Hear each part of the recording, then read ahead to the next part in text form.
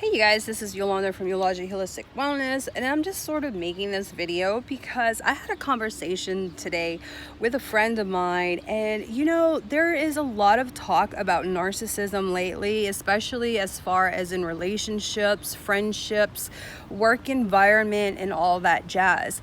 But the thing that you rarely hear about is spiritual narcissism, and it is a thing, and it's definitely similar to what you would experience as far as like within the workforce, relationships, friendships, things like that. Narcissism is everywhere, and so it's really important for you to identify what it is, so that way you're not the one who is being physically or spiritually, energetically drained from people like this, because in all actuality they are psychic vampires, and psychic vampires are people who like to trigger other people to increase their calamity, so that way they're on pins and needles, which gives them a free range of like sucking your energy. So because things like that make you vulnerable, especially when you're experiencing negative emotions.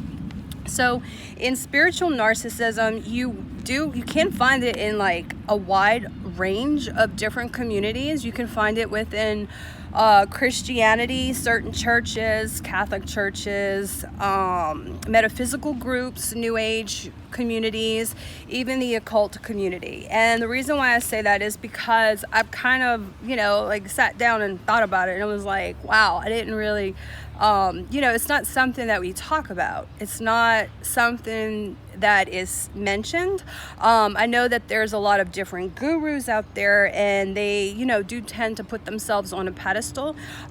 So like that's my warning sign, that as soon as somebody is putting themselves first on top and like not validating the people that are around them, that is a no-go sign, and frankly, we are our own gurus, so we don't really need gurus.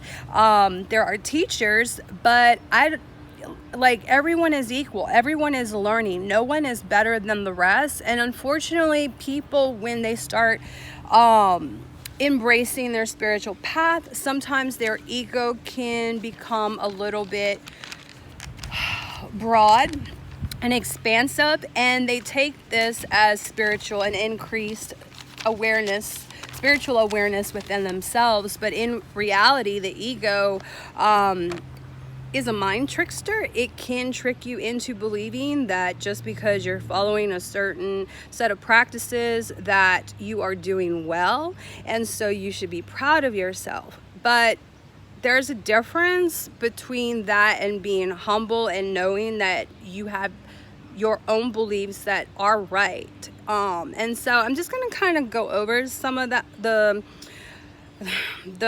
comparisons of like how you can identify a spiritual narcissist. So spiritual narcissists always compare. They gaslight you, saying that maybe one idea sounds amazing, but then they belittle it, saying, oh, but I just don't think you should do that. Or if they find something wrong, but they'll say it's a great idea, and then the very next day they are doing the same idea that you shared with them. So that's one example. Some spiritual narcissists like to put themselves on a pedestal again, with an I can do more attitude, often taking over the conversation to always talk about themselves, their practices, what their capabilities are, while avoiding any discussion or questions pertaining to you. They basically feel inclined to compare their energetic vibrations at times, especially towards others, comparing, oh, well, I'm doing this and I'm doing that. My vibration has increased in doing this, and now I'm doing that. But so that's a discussion. Like when we're in the spiritual community, we do talk about our spiritual practices. That's a given. But a conversation is 50-50. It should be equal. It should be, oh, how are you doing? how's your spiritual practices going? Okay, I asked you. So yeah, whatever. And then there should be some type of reciprocation where the other person says, oh, well, how are your spiritual practices are doing? But if the conversation begins the first minute that you're like, oh, hey, how are you? And their conversation starts with, oh, I'm doing all these different things, and I've discovered that my vibrations are so high, and like it's blah blah blah, and that's just ego. Like, you just have to get that's and you can call that egocentric, whatever you want to call it, but to me, that's lack of empathy, and it's narcissism. When you start comparing capabilities, especially when the discussion is about other people, if they start comparing their practices and saying how this person is doing that wrong and how they should be doing this, because when you're a spiritual person, you should not judge. There should be no opinion that comes out of your head or mouth that belittles, degrades another person. Okay, so that's just my opinion, but you can figure out your own on what you think about this whole conversation, topic. And so spiritual narcissists, they will often instill fear with religion or spirituality by saying your beliefs are wrong or bad, with pointing out that you should do what their beliefs are, or that you need to seek their help for additional money or the gain, for their gain. So these are different people. This could be pastors. This could be psychics. There's a lot of psychics who are spiritually narcissistic because they will use fear to instill in their clients to keep them from coming back and make them spend hundreds of dollars just to get rid of something. Or they will belittle their lifestyle, making them feel lower than dirt, and that they need to be doing something that person, that pastor, that guru, or whatever, what they follow as an example within their lifestyle in order to move forward. That's a no-no. You have your own belief systems. You should stick with them. Granted, it's always good to discuss other belief systems, but I always tell people you should be selective and adapt those beliefs to what your belief system should be. So that's just one of the things that I want to throw out there.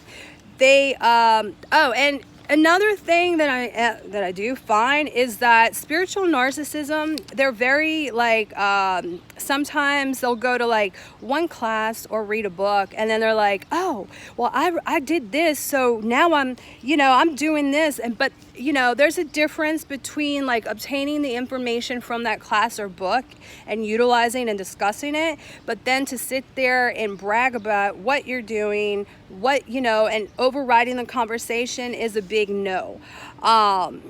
So back to, they have a distorted view of realities. They are entitled at times and always finding a way to feel empowered by trying to preach to the choir, and they don't follow usually what they're preaching because they think or assume they have a free pass because they're so above everyone else because they've done their work.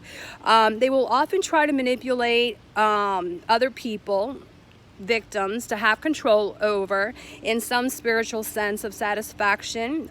And they are also very sensitive to criticism, and they act like they don't need to justify anything because they do no wrong. So those are my guidelines into identifying spiritual narcissists. Things that you can do if you ever are involved with a spiritual narcissist is do not react, proact, move back, avoid confrontation because you'll never win, because a narcissist will never, ever say, oh, I was wrong. Spiritual narcissists always try to trigger people, and so that is what their game is when it comes to confrontation also. So don't acknowledge, don't engage. Don't internalize anything that they say to you because that's not your belief system, nor it should be. Make sure that you set clear boundaries and build a strong network of community, that people have your back. And the most important is to hold fast to your own values and beliefs. Do not allow anyone to tell you or make you doubt or be in fear about the beliefs that you have. We are all on our own spiritual journey. We all have our unique gifts. Do not let anyone belittle you and make you think less of yourself, especially when you're dealing with spirituality. This is your soul coming through, talking to you. The soul is always going to be loving and kind. Ego is fear-based. Ego is always going to make you second doubt yourself. It's going to make you go in fear. It's going to give you paranoia, and it's going to make you just unempowered. So when you are dealing with spirituality, know that whatever thought, action, or belief, it should come from a place of love. So I hope you guys enjoy this. Have a great day. Peace.